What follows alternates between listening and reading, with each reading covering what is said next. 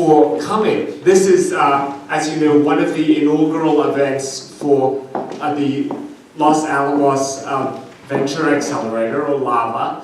It's also an opportunity to introduce yourselves or the class to this organization. And we're very privileged to welcome a serial entrepreneur, successful serial entrepreneur, getting those two things not only to be a success, but to be able to do it over and over, so it's just not a happy coincidence, is something that Ashok Rao has done to wonderful effect. And you will see in his story that it is a very powerful lesson in entrepreneurship and inspiring in such a way that everybody in this room can do it as well.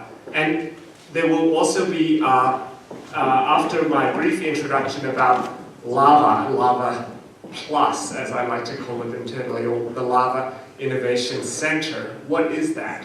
So I'll be talking to you about that, and then we will hear from my students in my Financing the Entrepreneurial Enterprise class, which I'm teaching at the LACDC, and they will be launching their crowdfunding financing campaigns shortly, and this will be a great opportunity for you all to participate in the success of these budding entrepreneurs. And then finally we'll hear from Ashok with some question and answer period reserved as well. So this is your lab. This is the Los Alamos Venture Accelerator that was created by a consortium of partnerships between the NMC, the LACDC, the RDC, LANO, several acronyms came together to create LAVA as it is today. And really, this is the first time that LAVA has presented outside of proving the feasibility. Is LAVA possible in Los Alamos? Does Los Alamos need LAVA? I believe that as of our elevator pitch competition, we can say unequivocally, yes, that is the case. So what's next for LAVA? That's what this concept of LAVA Innovation Center came. That this is a fusion between academia, research, and company. So big company has a big problem that they need help solving. They need big science and research to do it. We're better than Los Alamos. This is something that the lab does, of course, routinely with their creators and their work with outside corporations. However, it's still, their demand is insatiable.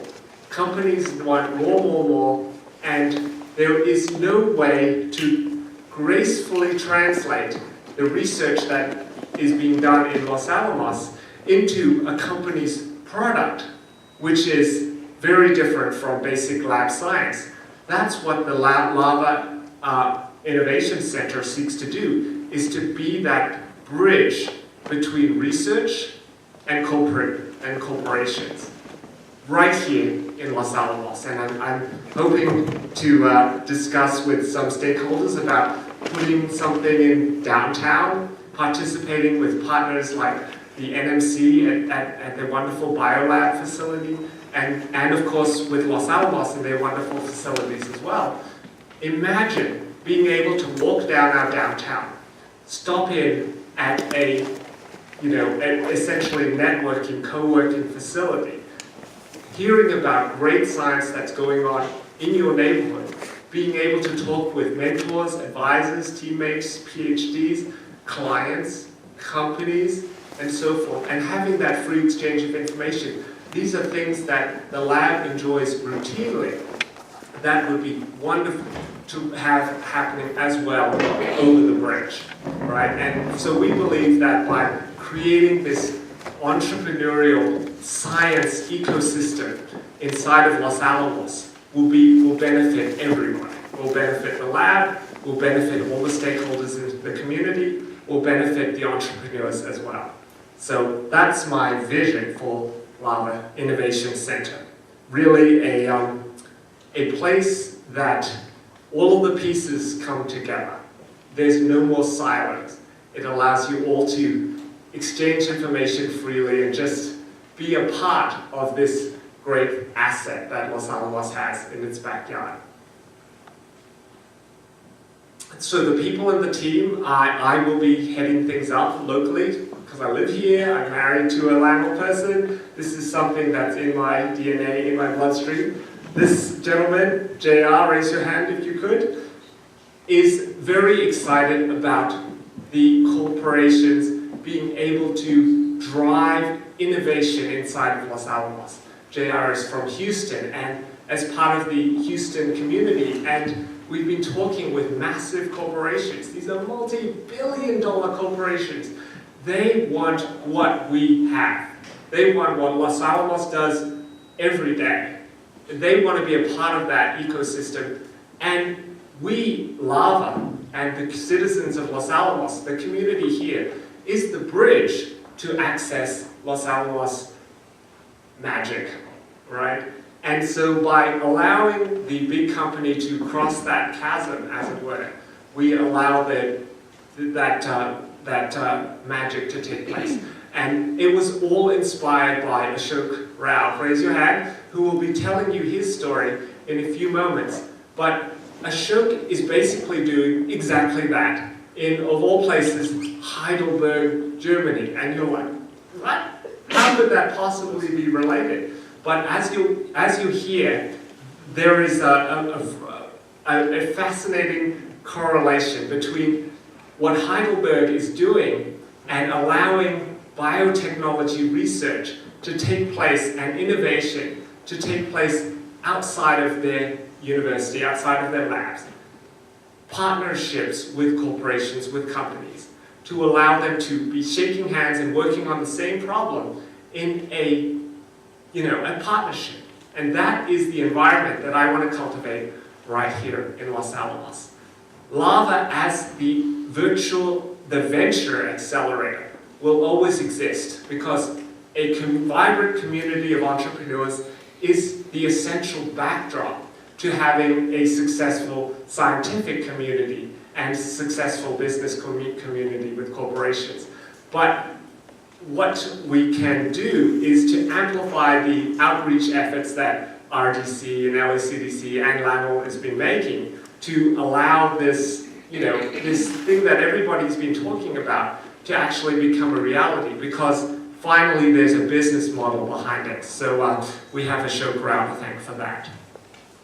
And this is the final slide about this innovation product, is that if we pull it off, this brings job creation, investment into Los Alamos, ecosystem development, and all of this exposure that right now all gets trapped across the bridge. We all get to participate in that. The Los Alamos community gets to benefit by being, from more than being a relic of the atomic age. We are now partners in being able to drive innovation forward. We are the smartest town in the nation, so we need to start, acting like it. So that's the vision. That might have been a little harsh. So that said, yes, Barbara, you are first. Yay. I'm gonna preface this by saying, as part of Lava, it is accelerating our activating entrepreneurs. So people from the local community who may think of themselves as, I'm just a stay-at-home mom, or I'm just a whatever, allow them to become something more. And that is an entrepreneur. And that is an option for everybody. Everybody who's full-time at the lab, who's a stay-at-home spouse, a trailing spouse like myself, has the option of entrepreneurship. And by celebrating these feats of, it takes a lot to get out there and talk to the community about what you're doing, is something that Ashok Rao is a big believer in, giving back to the entrepreneur community, and that's why he's here. And I wanted to allow the students in my class who are about to launch crowd financing campaigns around the topics they will be publicly announcing to you for the first time, that Ashok, who is sitting right here, is really here for you. And we opened this up to the general public since this is of general interest, but this is your stage. And so, Barbara, I'm going to hand the mic over to you. Good luck.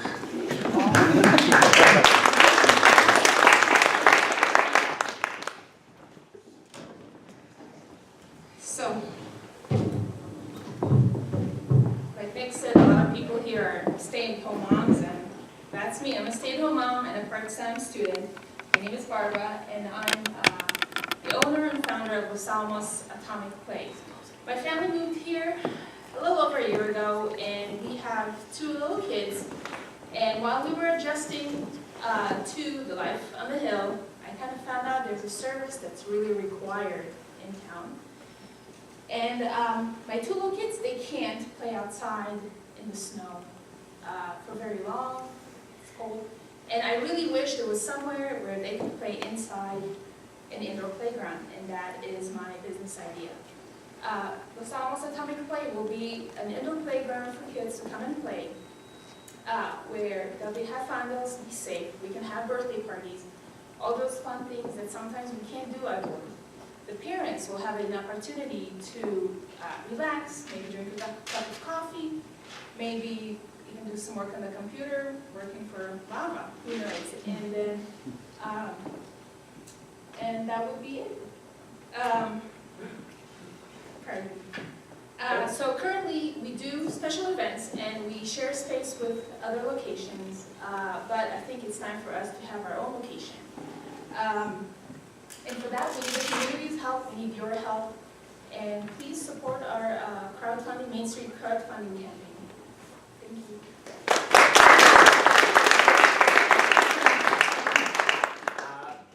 Let's see now, Leanne?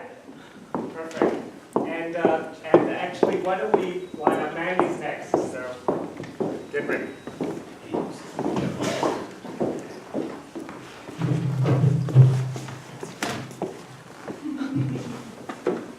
Do you remember the first time you ever heard the word adoption? Think about it.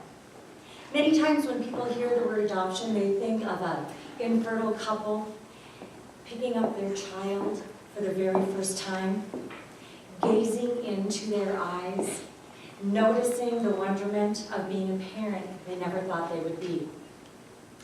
But do the effects of adoption stop after that initial event, the signing of the papers, the bringing in of the child into the home for the very first time? I beg you to think not. Birth parents, adult adoptees, and adoptive families face many different challenges. I know personally because I'm an adult adoptee myself. I am proposing that Los Alamos community come together as a whole. Just like Nick shared, we are innovative, we are creative, and we are cutting edge here in Los Alamos.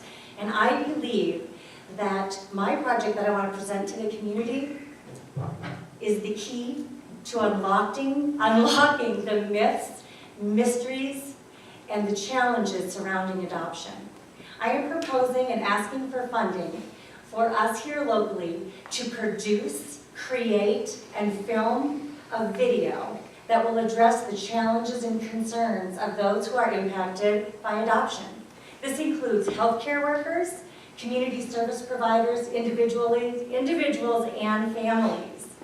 Los Alamos, I am noisy, and I believe that the time is now for us to take this opportunity. There is no time like the present. We have a multi-diverse community here with lots of families that have been impacted by adoption, including me. I am a life and leadership and professional coach here in Los Alamos. My business is Legacy Now Lived, and I welcome your support in this project. Thank you.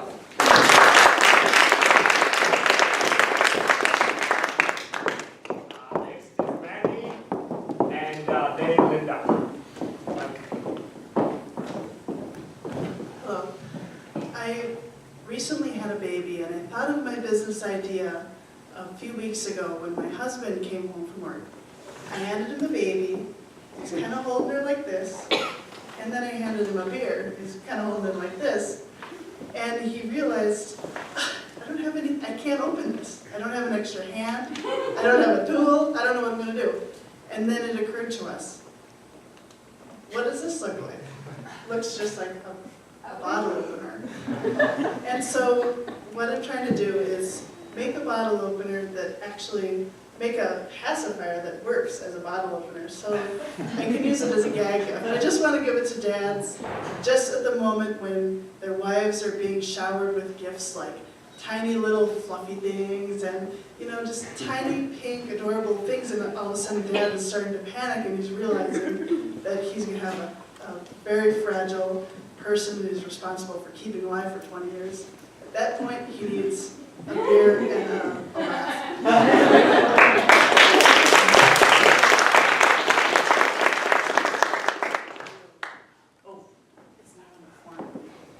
So that's right, Mandy reminded me, you have a form on all of your seats that actually allows you to contribute in cash to any of these campaigns that you take a particular fancy to.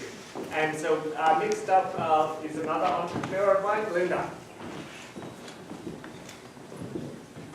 Now, he wanted us to stay to 60 seconds, and I practiced and I practiced. So please, 60 seconds will be great, because the joke has a presentation. Why is it that we were the first country in the world with decimalized currency? Remember, we have 10 dimes and 100 pennies in a dollar. Yet, why is it that we're one of only 3 countries in the world that don't routinely use the metric system? The others, Burma and Liberia. Why is it that we're hampering our children in school by teaching them 2 systems, one of which no other country uses? And the metric system, that's the gold standard in science and medicine, isn't getting enough attention. Why is it that we're hampering ourselves as adults by clinging to old measures that are cumbersome when we have a sleek, modern metric system available to us? I'm here today so that I can hopefully garner your support for my metric system documentary.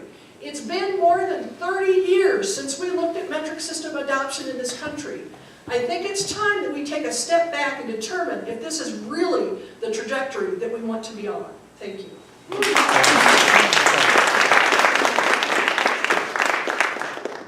And Cindy. Right. And meanwhile, Friska and Brand. Hi, so who wants to be healthier? Me. Who wants to be fitter, right? And have more energy? Oh, definitely me. Okay. So, as Nick mentioned earlier, Los Alamos is a smart place. We are very data-driven. We are also very athletic here. I think we have the largest concentration of ultra runners in the world here in Los Alamos. We have lots of triathletes. We have very athletic, smart community.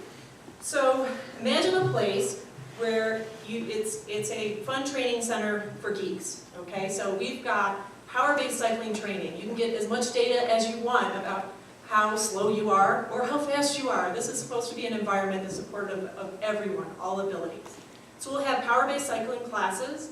We'll also have a pool without walls. So this endless pool is really great for, say, open water swim training because you don't have to, you're not stopping and touching a wall. You have more confidence. Yeah, I can swim 2.4 miles without stopping, if you want to do an Ironman, for example. And virtual reality cycling. So when it's cold and snowy outside, we can be on a tropical island.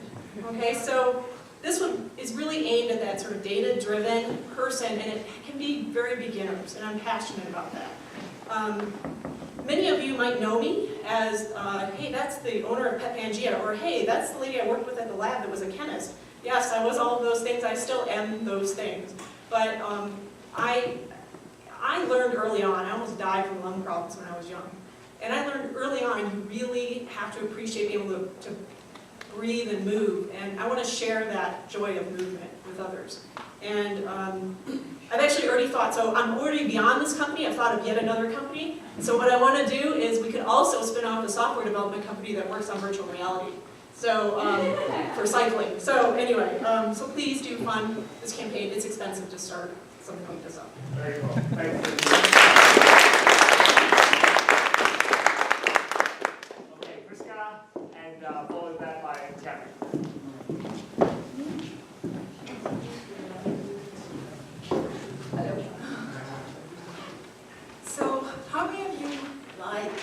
sushi or seafood? That's a lot of people. Well, if you've been to California and had sushi even in a fancy restaurant, chances are you've eaten jellyfish or whale meat. And that's called food fraud. How can we detect it?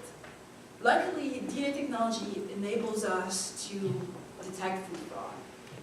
Each species has a particular DNA fingerprint signature that allows us to determine what species it is. So it's called DNA barcoding. At Biodynamite, we can teach you how it works and how to actually perform the test. We are an open biotech lab, and our mission is to make biotechnology education more accessible to the public. Biotech is a fast-growing industry and affects our everyday lives, but most people don't actually know how it works. So DNA barcoding is only one of the many workshops we plan to offer. We are looking for educational partners, and we also want to raise $1,500 to purchase pipettes for our workshops. So please help us with our Main Street crowdfunding.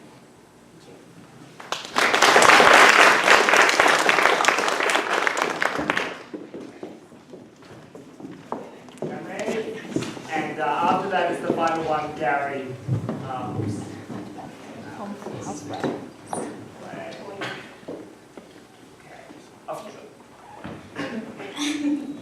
Hi, my name is Tianmei. This is the project I'm working on. How can we learn a language most effectively? Social practice, but how can we practice if we only know few words or sentences? Code switching, for example. I had oatmeal for my 早餐. What does it mean? Yes, breakfast. That's right. Yeah. So remember, you are beginners in your second language, but you're very eloquent in your first language. So let's practice. Hi, Ashok. How was your 早餐 this morning? My 早餐 was fine. Okay. Hi, John. Did you have a good 早餐 this morning? Wonderful. Oh, thank you. So my goal is to use code switching to create videos, picture books, or exercise books in learning Chinese or English, which makes learning language fun, meaningful, and natural. Because code switching is a natural thing to do when you are bilingual, trilingual, or multilingual. Please join me. 谢谢.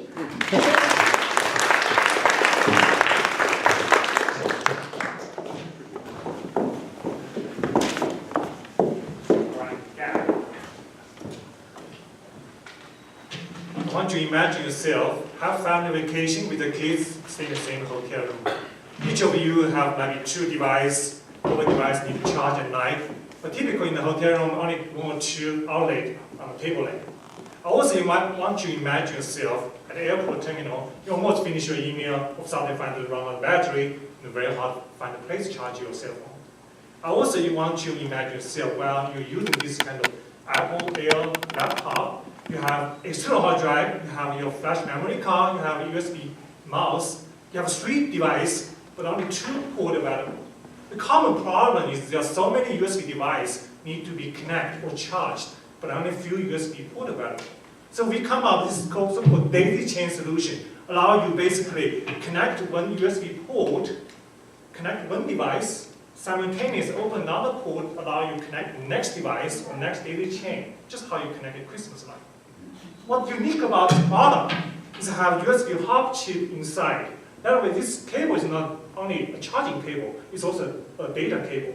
But more importantly, we also integrate so-called Power IQ chip, allow you to detect device, can prioritize the port. Say, for example, this port is going to connect to the iPhone, that way it can provide 2 amp output directly and cut down the output from this one.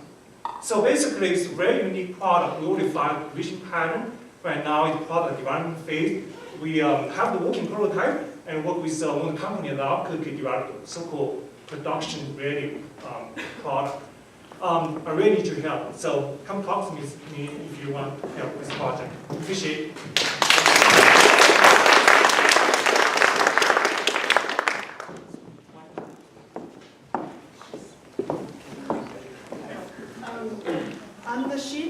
made a mistake.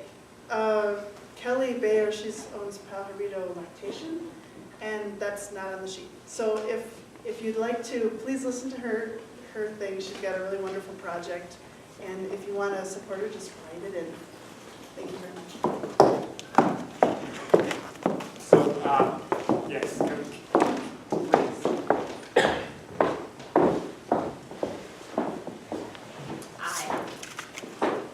Imagine you're pregnant. Yes, even the men. And then imagine you've had your baby, and your baby has a heart defect.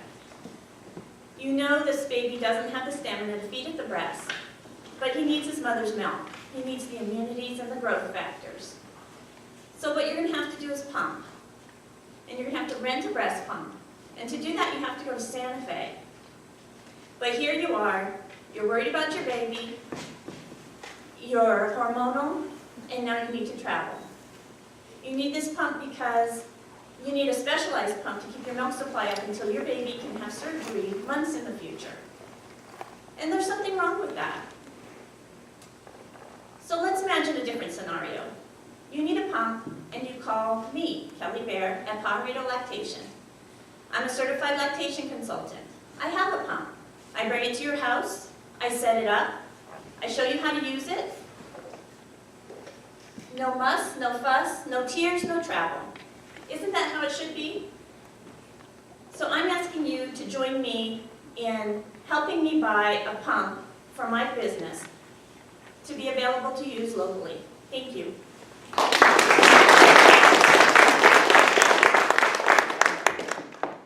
Fantastic. And so that was the entire team. And I apologize, Kelly. We'll have a serious chat with our designer.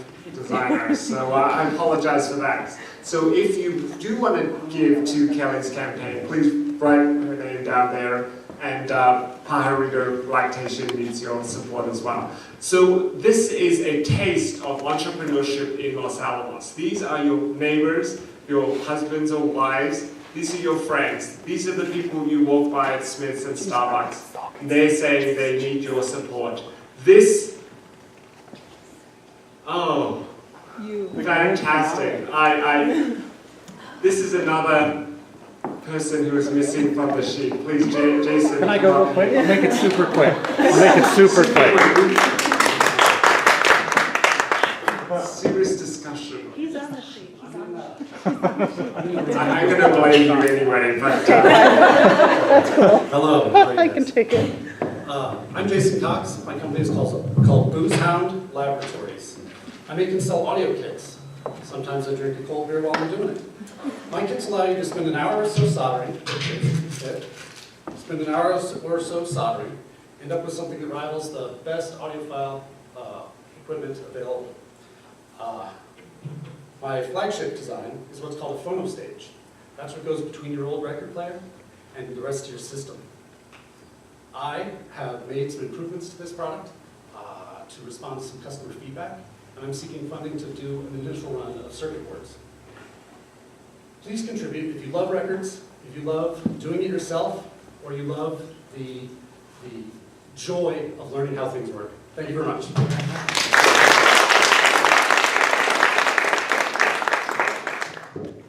Fantastic. And so we could use something like save the best for last, or something like that. Clearly, the closer. The business name, Booze Hound Labs. It's on the card. Yes.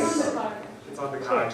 So this is a great way to see if you have that idea you've been kicking around in the back of your mind and you've always been itching to get out the door.